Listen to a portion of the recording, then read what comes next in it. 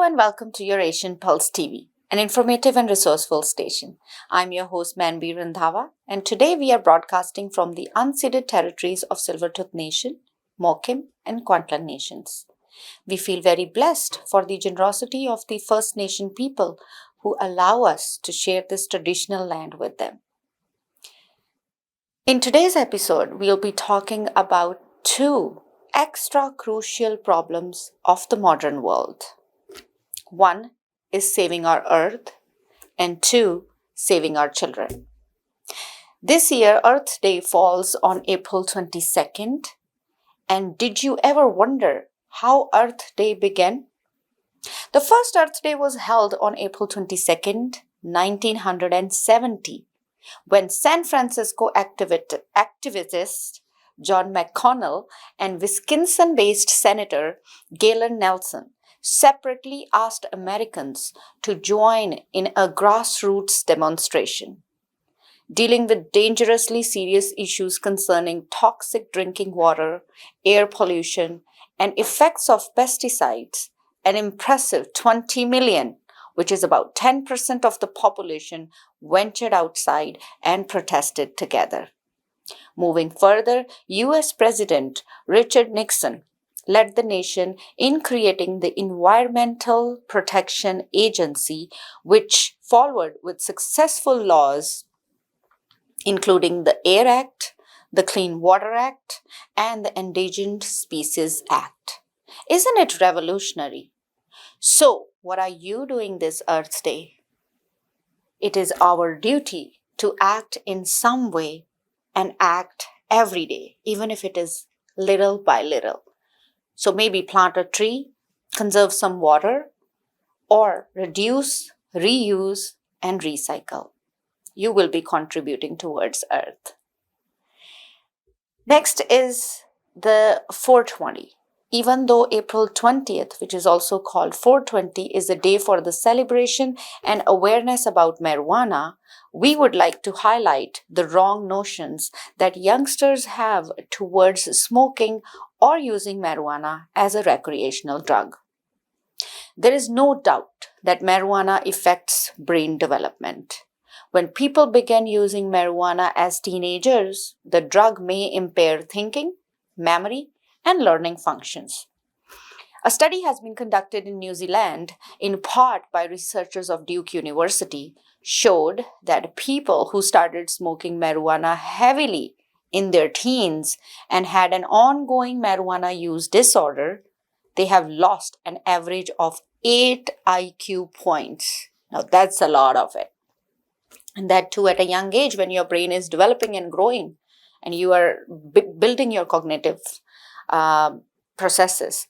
So we request the teenagers to please smoke carefully. In fact, don't smoke when you are a teenager because the lost mental abilities didn't fully return in those who quit marijuana as adults. Further, the side effects of smoking marijuana includes that cannabis smoke contains a mixture of chemicals that can irritate your lungs and bronchial passages. It's similar to tobacco smoke, so it increases the risk of bronchitis. Using cannabis during pregnancy can affect the developing baby. The child may have trouble with memory, concentration, and problem-solving skills.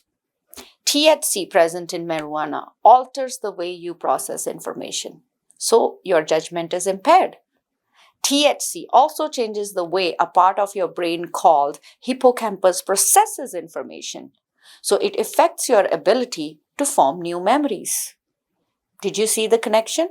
Why there are so many mental health issues arising with our younger generation?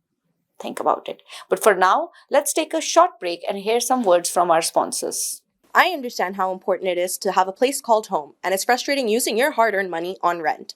Vic Prasad can make you a homeowner. Get pre-approved services provided to first-time buyers and new immigrants. You can qualify for mortgage even if you have bad credit. Call Vic Prasad now on 604-306-6647. Vic Prasad is associated with Craft Mortgages Canada Incorporated. For any kind of visa-related services, contact Milky Way Immigration, a galaxy of opportunities located at Unit 209-9547 152 Street, Surrey, BC. They have licensed immigration consultants, placement officers, and LMIA experts to meet your immigration and recruitment needs. Book one-time free consultation either on Facebook or by calling 604-396-0005. Bollywood Banquet Hall and Conference Center, located at Pile Business Center at 201-8166 128th Street in Surrey. No celebration is too small to accommodate you. They have newly renovated 2 halls to serve you, up to 1,000 guest capacity, top-notch chefs to delight you with delectable and heavenly cuisine. So just call Bollywood Banquet Hall at 604-598-2700 for your events. Benisi Mobile Detailing Services. They offer commercial trucks, cars, SUV, boats, bikes, RVs, and much more. Just give them a call at 778-808-2859. Just give them a call at 778-808-2859 and they will do all kind of services at your home. Welcome to Asian Pulse. As we all know, I have a special guest in the studio today, and I'm pretty sure that you all want to hear from this gentleman that I invited, and he said yes. And he's no other than the chief of the police for Metro Vancouver Transit Police. As you might have heard in the news recently, do you feel safe to be on the public transportation, whether it's buses or SkyTrain? If you feel safe, or for me personally speaking, I feel safe. I think sometimes we all need to feel safe. We have to show confidence in ourselves when you're taking transportation, public transportation, that even people that are thinking of doing something, they stay away. That's how I walk around with my big hat on my head, and I feel safe. But we're going to ask the chief, are you feeling safe? And is there too many happen in last couple of months, maybe we shall say? So welcome, say thank you for being able to take the time and want to answer the difficult questions. So the first thing first, I'm going to ask you, talk about your policing background. Well, first of all, thanks for inviting me, right? It's always a pleasure to come out and speak to individuals such as yourself and to reach out to the public here. So my policing background, I'm in my 37th year of policing. I started actually as a volunteer reserve officer, if you go even back further. And then the majority of my career was with the New Westminster Police, where I came up through the ranks in the New Westminster, and I obtained the rank of Chief Constable with New West. I spent 8 years in that position with the New Westminster Police. And then in 2019, I took the job, I was going to retire, then I took the job opportunity with the Transit Police. But as part of my career, I've also experienced, issues across the country. I've been a member of the Canadian Chiefs of Police and on their executive board. I've been with the Organized Crime Agency of BC on their board. So there's a lot of experience both locally, provincially, and nationally. Wow. So, talk a little bit about what is happening, because for last 2-3 years, since 2019, we were under lockdown, and a lot of people were working from home, and they weren't taking the public transportation, either as buses or SkyTrain, to get to and from work. And recently, and your numbers were going down. Right. But now is the time in 2023 that people are back to work and numbers were going up, and you want to reach those numbers to whatever 2018 and 19 used to be. So how difficult, it's a very challenging job where they put you as the chief. So how difficult it is for you to increase the numbers in both SkyTrain and buses? Yeah, so you're exactly right. Like, we saw a significant decrease when COVID hit us, and ridership was probably half or less than half of what it normally was. On a given day prior to COVID, you could have over 500,000 people use the systems, and which meant if they each took 2 journeys, there was like over 1 million journeys a day. Now we're back over 400,000 people a day using the systems and about over 800,000 journeys a day. And so when we went into COVID, we had to change the way we did things. There was a lot of fear of people getting into crowded places, as you may remember. There was masking and cleaning. And generally people started to have this aversion to being in crowded spaces. And I think some of that still lingers today. So as the system returns and people return to it, we're getting some tensions as things get full again. Also, but what we've seen over the last few years is an increase in mental health issues. And I'm not just talking about what we might think are the more obvious ones of individuals who seem to be pretty visible, whether it be homeless addictions or behaviors that are concerning to us. But I think there's a lot of stress into everybody in terms of their daily routines, their daily jobs. And whether it be a student, whether it be someone returning to work who's worked from home for 2 or 3 years, there's a lot more tension, there's a lot more potentially mental health issues that are going. It hasn't translated into a rise in crime. Our crime rates are actually still pretty steady. And what I mean by that is we do some comparisons to ridership. So how many riders, how many 100,000 riders and what are our crime rates? So our raw numbers have come up a little bit, but our numbers per 100,000 ridership have remained pretty steady, indicating to us it's been pretty safe. And then recently, when you have this aberration of, a series of serious incidents, which does shake everybody and raise concerns, the thing we have to look at is what are the people's perceptions now? How are they perceiving the system to be? And is the perception the reality of what we need to address? Yeah. So talking about the safety then, at any point or in future, are you planning to put security people or translate police officers on the buses and the SkyTrain, like what happens in New York and bigger cities? Do you think you may come to the place that people might feel much safer? And also, I also see that, and this is with the bus drivers, they also have the union, and now they have the shield on the buses.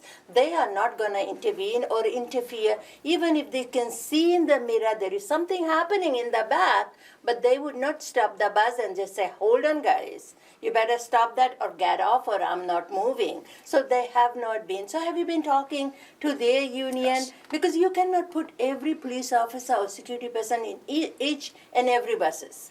Absolutely, and you hit it right there. Like people sometimes think about that even in crimes in their community. There's the idea of a police officer on every corner, and whether you can afford it and whether it's even viable to make that happen. So just to give everyone perspective, that there's over 145 kilometers of SkyTrain line. There's the C-Bus, there's the West Coast Express, and there's up to 1,100 bus routes a day. So, and the geographic area that the transit police covers is about 1,800 square kilometers. Yeah. So the key thing here is we're not going to be able to. Now, should we step it up? Yes, we should, right? And we look at where are the areas that we need to be, right, when it comes to patrols? What are either the busy places? What are the areas that we see that are more challenging, perhaps? So whether it be the given area or whether it be targeting an area or targeting an individual who's causing problems on the system, we really need to look at our data and we need to make sure that we call it intelligence-led, right? Being led by the stats and the data so that we're able to, get out there and prevent things from happening and provide that reassurance. With that, you've heard talk, we're coming out with a community safety officer program. And this is important because we see it as part of the evolution of policing.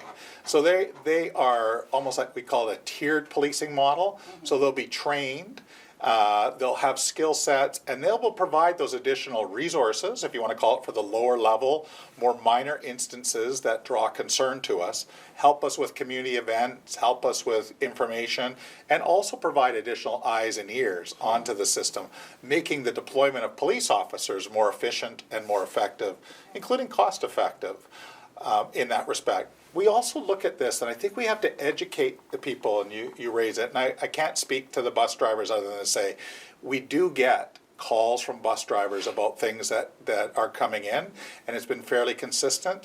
And I think TransLink sees itself it sees itself as there are all these eyes and ears on the system. You may have heard me say recently, I like to say when you're on transit, you're never alone. Yes. Because even if you're sitting at a bus stop somewhere, you can text a number we have, and this is unique, we live monitor our texting. So you can be speaking to an individual person while you're there. And of course, then when you get on a bus, there's a bus driver, SkyTrain, there could be a station attendant, there could be maintenance workers, there could be transit security, and of course, other passengers, and never forget the police that are around as well. Yeah. There's also technologies that can be used, right? There are monitoring So systems. this 877777, now Yes. I got it. Right. And I have got this for a while. Don't be a silent bystander. If there is, there is something happening in the back and you are in the front, there is numbers there. Yes. So just text the number. Nobody will know who you are texting. That's correct. And the big thing we say to people is some people might be nervous about making a phone call and Yes, yeah. and being seen to make that phone call, putting it to the ear. But I would say to people, when you're on transit, take a look around. Most of the people sitting are on their phones. And so who they're talking to or what they're doing Yeah. is there. And you won't be asked to, you can keep your information anonymous on it. And as you said, the big thing about it is look for what's happening to other people. Yes. We've actually been quite successful over the years where people report a lot more when women are being harassed. Yes, We've seen yeah. a lot more reporting in that sense, Yeah. but we need it to go to the point where I almost say to somebody, if you think the police should intervene to help somebody, because remember, we're not just, and maybe help the individual who's causing some concerns. Maybe they're appear to be passed out and you want us to check on their physical health and well-being. yeah. Maybe they appear to be needing some assistance themselves, or somebody appears to be scared or being harassed. Let us know. One of the things that we also are capable in the transit system is we know where the buses are. We know where the SkyTrain's cars are. GPS works when I talk about technology. We can have them pull to the side of the road and stop. So even if it's not a transit police officer, the jurisdictional police can get there as well too. Yes. And, and we work very closely with our partners in that way. That means with Surrey RCMP, Burnaby, and New West Yes. Police, and everyone else. Everywhere, and that's the interesting. Transit police go through 22 communities. Yes. So it's a unique opportunity, for what we need to do. And I remember I have been here for a while. This transit police never used to be. It's something very new, and I think it came in last 10 years, maybe, or 12 or 14. It's about 17 years. Oh, In 17. 2005, so Okay. 2005 and that, and it's taken a while to it's still a young agency. I Yeah. think, like the New Westminster Police, who I was Yes. with, celebrated their 150th year this year. Right. So, Yeah. and to be 17 or 18 years old makes us You're a babies. baby. We're a baby in the world right now. Yeah. So how many police officers do you have? Do you hire all the time? Do Yes. the people leave or they stay on Yeah. with you guys? So we have 184 positions, and policing right now, we have people who come and of course may retire or leave. We do have people who transfer to us from other agencies, and of course we have our own members. There's a very fluid movement in policing right now with a lot of opportunity that comes with it. And I think what's really unique about the transit police though is this, just the large scale area that we cover, and the idea is that we're very proactive, right? We can set up initiatives and programs that will be designed to either reduce crime, reduce the fear of crime, and of course be beneficial to those we serve. So your police officers are trained locally at Jaya? Our police officers are trained just like a police officer would be in New Westminster, VPD, Vancouver, yeah. Delta, that. Yeah. Same at the Justice Institute of BC.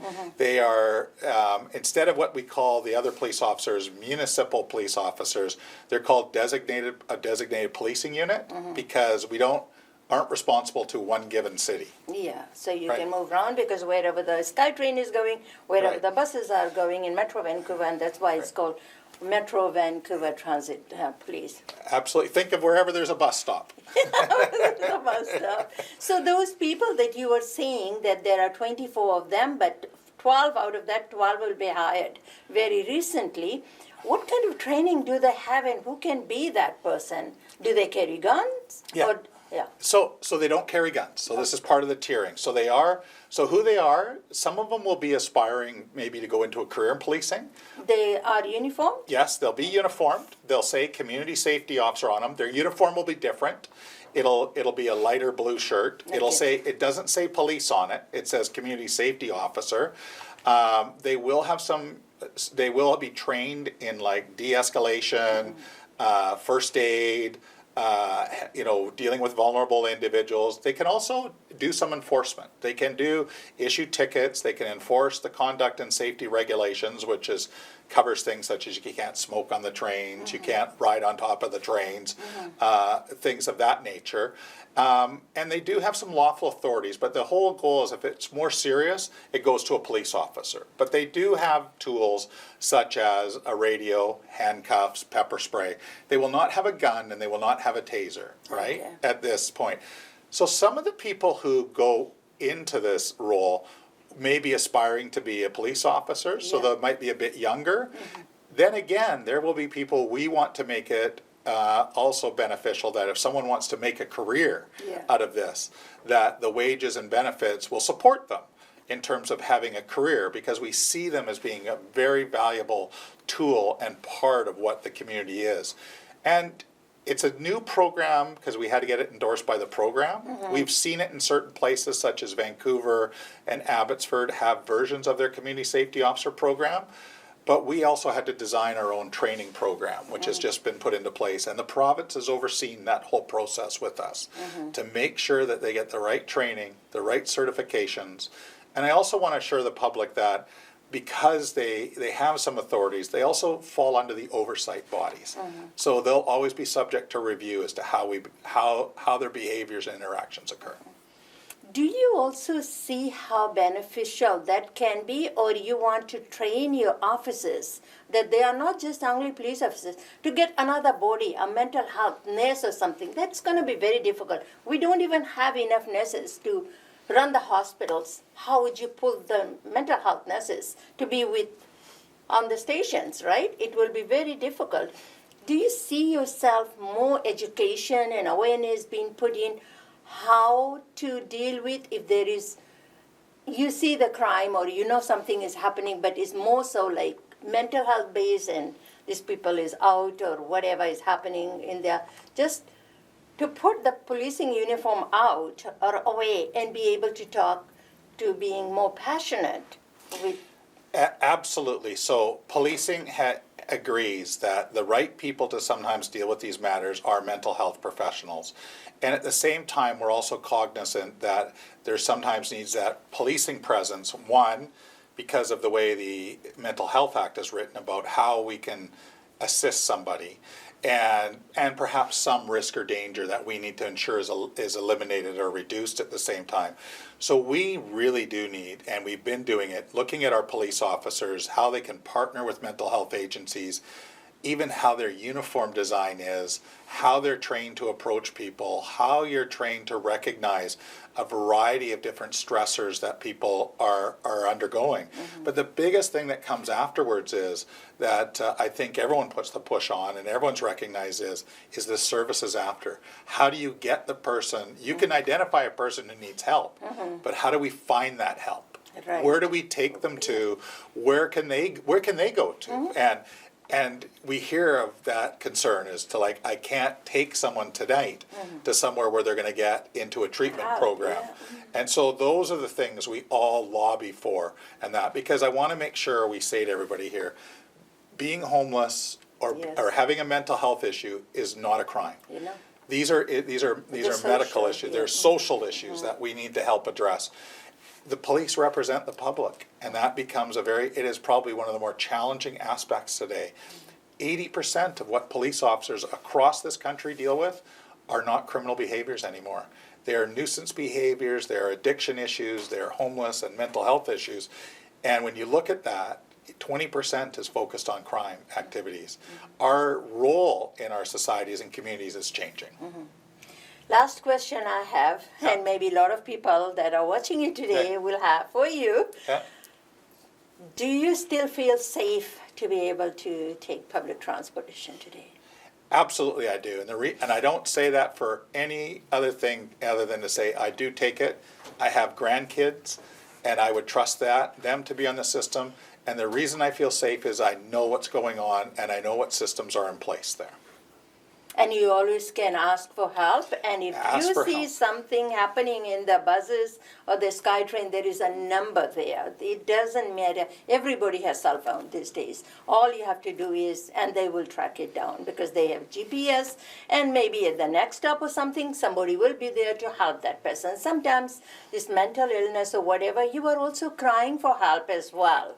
Yes. And that's how the behavior comes out, that you are very aggressive or you are sweating or throwing things around and all that. So that's also help. That person needs help. With that, thank you so much. Be able to take your time out of a busy schedule, be able to come and talk to our viewers, and I think a lot of people will appreciate your honesty and the safety as well. Thank you very much. Thanks for the opportunity. It's been great to be here. Thanks.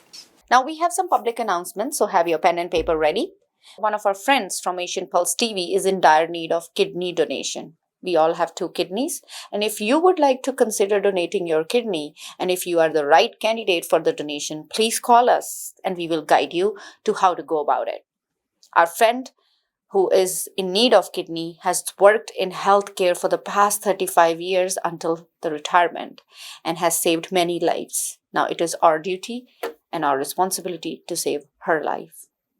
If you are from Fijian community and you have had a kidney transplant in the past, and now you want to become an ambassador for Kidney Transplant Foundation, this is your opportunity. You can contact us and we will forward your information for 2 Kidney Foundation.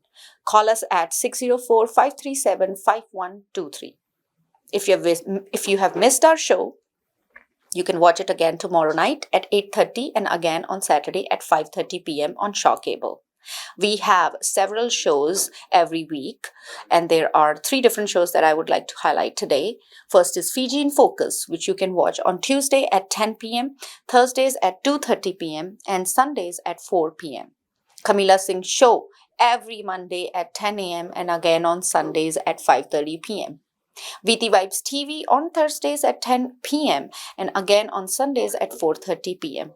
All of our shows are also uploaded on our YouTube channel under Kamila Singh Show. So please watch, subscribe, like and share. That's how you will show your support. So today, before I go, I want to leave you with these thoughts. Your health is an investment. It's not an expense. So invest wisely.